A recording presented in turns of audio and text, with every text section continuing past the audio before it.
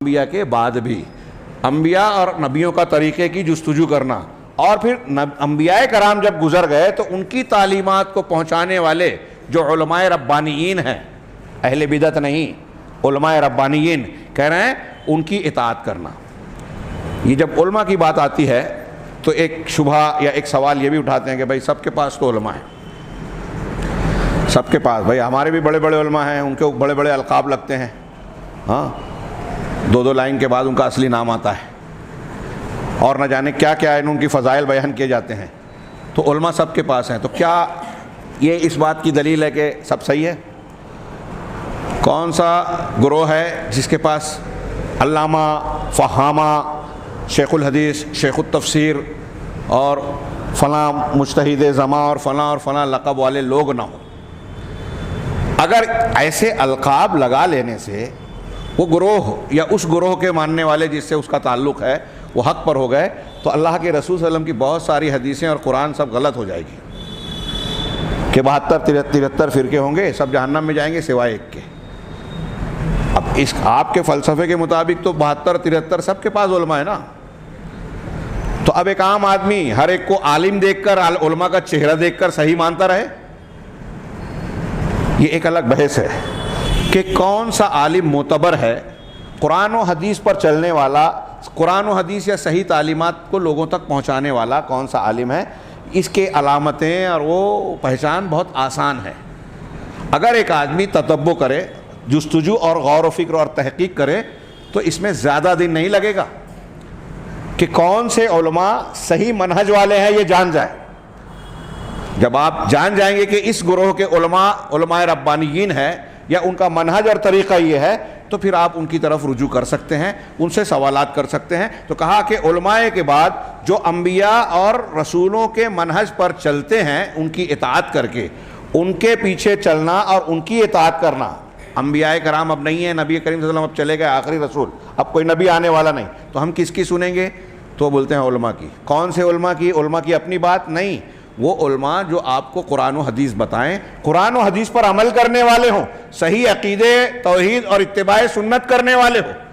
جو بدعت کرنے والے ہیں، بدعت کو فروغ دینے والے ہیں، ان کو نہیں۔ میں نے اس سے پہلے کے بعض دروس میں بیان کیا کہ جیسے میں نے کہا نا کہ بہت آسان ہے، ایک سمپل بات آج تھوڑا سا اشارہ پھر سے کر دوں کہ آپ دیکھیے کہ کسی کے بارے میں منہج جاننے کے لیے کہ ان کے یہاں کوئی بنیادی بدعت پائی جاتی ہے، جیسے آج تحریکی لوگ ہیں، ہے نا، شیخ حسن البنا، سید قطب صاحب، مولانا ابوالعلا مودودی صاحب، بڑے بڑے نام ہیں، ان کی کتابیں ہیں، تفسیر ہے، یہ ہے، وہ ہے، ہاں۔ اب آپ تھوڑی سی تحقیق کریں کہ کیا ان کے سارے معاملات قرآن حدیث کے مطابق ٹھیک ٹھاک ہیں؟ ہم کو پیمانہ دیا گیا کہ وہ جو نبی صلی اللہ علیہ وسلم کے مطابق اور صحابہ کے مطابق جس کا عقیدہ، عمل، منہج ہو وہی جنت میں جانے والا ہے۔ تو کیا ان کے طریقے اللہ کے نبی اور صحابہ کے مطابق ہیں؟ آپ تھوڑا سا مطالعہ کریں گے، تحقیق کریں گے، آپ کو پتہ چل جائے گا کہ ان کے یہاں ایسے کئی انحراف پائے جاتے ہیں۔ تفسیر میں صحابہ کے طریقے سے ہٹے ہوئے ہیں، ہاں۔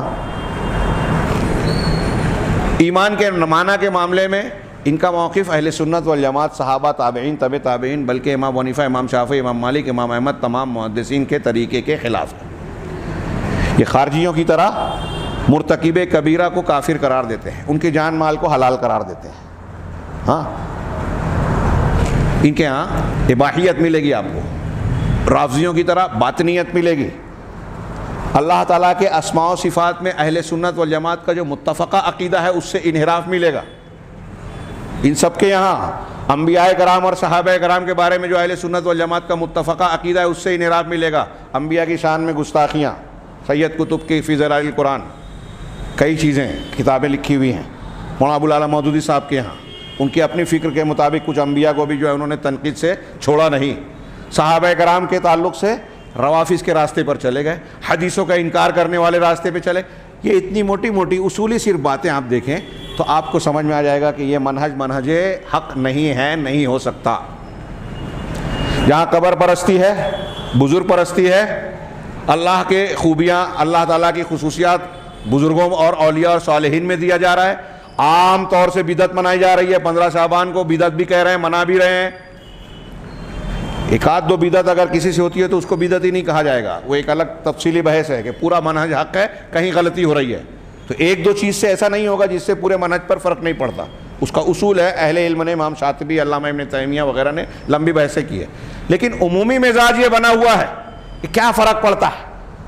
ہاں، شب 15 شعبان کو قرآن ہی تو پڑھتے ہیں نا، اور فلاں فلاں دن بدعت کرنے میں کیا حرج ہے، بدعت حسنہ ہوتی ہے، یہ قاعدہ ہی آپ نے بدل دیا.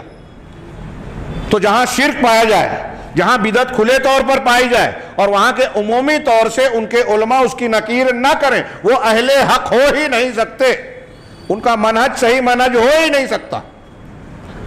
عمومی طور سے کہہ رہا ہوں. آپ دیکھیں جماعت اہل حدیث میں کوئی آدمی اگر اس قسم کی کوئی بدعت، کوئی خرافات کرے، آپ کو اہل حدیثوں میں اہل حدیثوں پر تنقید کرنے والے ملیں گے، دلیل کی بنیاد پر. شخصی اور وہ جو ذاتی جھگڑے اس کی بات نہیں کر رہا ہوں. یہ اختلاف کوئی معنی نہیں رکھتا ذاتی جھگڑوں والا، یہ ہر جگہ دنیا میں ہے، ہوتا رہے گا. اور شیطان کا یہ طریقہ ہے کہ جو شرک بدعت نہیں کرتا ان کو آپسی اختلاف میں مبتلا کرتا ہے، بخاری کی روایت میں. ہاں، لیکن آپ حق کی پہچان کے اعتبار سے یہ دیکھیں گے، ابو مظفر سمعانی اور کئی علماء نے لکھا کہ اہل حق کی ایک پہچان آپ کو بہت بہترین اور زبردست بات کہ آپ عہد اول سے لے کے آج تک دنیا کے کسی خطے میں اہل السنہ والجماعہ، اہل الحدیث، اہل الاثر کہلانے والے، سلفی کہلانے والے علماء کی عقیدے اور منہج کی کتاب اٹھائیے، آپ کو کوئی فرق نظر نہیں آئے گا. سن تیسری صدی، دوسری صدی میں اگر کسی نے کتاب لکھی ہے، 8ویں صدی، 9ویں صدی، 10ویں صدی، 11ویں صدی، 14ویں صدی، ان کی کتابیں اور ان کی کتابیں آپ ملائیے، آپ کو الفاظ کا، عبارت کا فرق ملے گا، اختصار اور تفصیل کا فرق ملے گا، لیکن باتوں کا فرق نہیں ملے گا. الا ماشاء اللہ، بہت ناقابل، بہت یقین، بہت قابل ذکر نہیں ہے جو معمولی. ابو مظفر سمعانی کہتے ہیں کہ آپ کو ایسا لگے گا کہ ایک آدمی جو عرب کا رہنے والا ہے، افریقہ کا رہنے والا سلفی عالم ہے، آسٹریلیا اور کسی یورپ کے ملک میں سلفی عالم ہے، یہ میں اس میں اضافہ کر رہا ہوں. ہاں، اگر آپ دیکھیں گے تو ایسا لگے گا کہ سب کے سب ایک ہی طریقے پہ لکھ رہے ہیں، ایک ہی طریقے پہ عقیدہ اور منہج بیان کر رہے ہیں. یہ اہل حق کی پہچان ہے. اور اہل بدعت آپ ایک ہی ریاست میں فرق پائیں گے. ہاں، ہمارے ہاں سنا ہے کہ برہانپور میں یہ ابھی 12 ربیع الاول آ رہی ہے، یا معراج والی جو دن آتی ہے تو وہاں ایک عید کی نماز کی طرح ایک عید میلاد کی بھی نماز ہوتی ہے، دوسری جگہوں پہ نہیں ہوتی. ہاں، ہماری جو عید الاضحیٰ اور عید الفطر دنیا میں ہر جگہ ہوتی ہے، ایک طریقے سے ہوتی ہے. بدعتی تہوار، بدعتی اعمال آپ کو ہر شہر میں الگ الگ ملے گی، رنگ الگ، کیونکہ قرآن حدیث میں نہیں ہے. جس کو جیسے دماغ میں آیا منا لیا. اور اب تو گستاخی کی انتہا. میں نے سنا ہے، بلکہ ایک کلپ پچھلے سال دیکھا تھا کہ 12 ربیع الاول کو نبی کریم صلی اللہ علیہ وسلم کا برتھ ڈے کیک بنا کر اس کی عیسائیوں کی طرح کیک بنایا جاتا ہے، موم بتی لگا کے اسے بجھاتے ہیں، کیک کھاتے کھلاتے ہیں. میں ان کو گستاخ رسول مان رہا ہوں. ہاں، وہ کچھ بھی کہیں، اللہ کے نبی صلی اللہ علیہ وسلم کہہ رہے ہیں من تشبہ بقوم فہو منہم، جس نے کسی قوم کی مشابہت اختیار کی وہ انہی میں سے. ہاں، اور آپ ایک دوسری قوم کے طریقے سے نبی صلی اللہ علیہ وسلم کا برتھ ڈے بنا رہے ہو. یہ گستاخی نہیں تو اور کیا ہے؟ اگر دوسروں کے تعلق سے کوئی بات ہو تو یہ محبت رسول کا مظاہرہ کر کے اس کے اوپر الزامات لگاتے ہیں. ہاں، ایسی کتنی جہالت کی بنیاد پر ایسی شریعت کی مخالفتیں کتنی عام ہیں. اسی کو عقیدے کی بنیاد پر یہاں کہہ رہے ہیں شیخ کہ رسولوں کی اطاعت کا کی جائے اور رسولوں کو ماننے والے، ان کی اطاعت کرنے والے علماء حق کے پیچھے چلا جائے. یہ چھوڑ دیا ان لوگوں نے اسباب، اس کو نہیں اختیار کیا. اور وَتَرْكِ كُلِّ مَا يُخَالِفُهُمْ، اور جو نبیوں کا طریقہ ہے اور جو متفقہ طور پر علماء حق جن چیزوں کو اختیار کرتے ہیں اصولاً اور عملاً عقیدتاً، ان کے مخالف چیزوں کو چھوڑ دینا چاہیے. کہ جو وہ کہہ رہے ہیں کہ غلط ہے اس کو چھوڑ دینا چاہیے، لیکن یہ مانتے ہیں. آج ہم دیکھیے کہ علماء کرام کتنی چیزوں سے ہمارے نوجوانوں کو منع کرتے ہیں کہ وہاں انحراف ہے، وہ گمراہ ہے، ہاں، وہ علی انجینئر، وہ غامدی اور فلاں، ان کے یہاں انحراف ہے، یہ رافضیت کے قائل ہے، اس کے مبلغ ہے. لیکن ہمارا نوجوان مانتا ہی نہیں ہے، یہ ماننے کو تیار نہیں ہے. یہ گمراہی کے اسباب ہیں، یہ بیان کر رہے ہیں، کہہ رہے ہیں او یسد عن دعوتہم، یا پھر ان علماء حق کے دعوت سے رکاوٹ پیدا کرتے ہیں. آپ دیکھیے کہ اہل بدعت کا یہ عمل آپ کو بہت ملے گا کہ اہل حق کی کتابوں کو جلا دو، پڑھو نہیں، ان سے بات مت کرو، اور اگر وہ بات کرے تو ہاتھ چھوڑ دو، لڑائیاں کرو. ان کو اپنی مسجد میں آنے مت دو، ان کی کتابوں کو رکھنا جائز نہیں ہے، ان کی تقریر مت ہونے دو. یہاں تک کہ آج کل دیکھنے میں آتا ہے کہ اگر کوئی اہل حق کی مسجد بن رہی ہے تو اس مسجد کو بننے نہ دیا جائے، رکاوٹیں ڈالی جائے، زمین کی قیمت بڑھا دیں، نہیں رکاوٹ ہو رہی ہے تو وہاں فوراً ان سے پہلے اپنی ایک مسجد بنا دی جائے تاکہ یہ نہ بنا سکیں، تو ان کے دعوت سے ان کو روکا جائے. وَيَصْرِفُ النَّاسَ عَنْهَا وَيُصْرَفُ النَّاسُ عَنْهَا، اس سے لوگوں کو پھیرا جائے. فَمَنْ فَعَلَ ذَلِكَ فَقَدِ اهْتَدَىٰ. تو جو شخص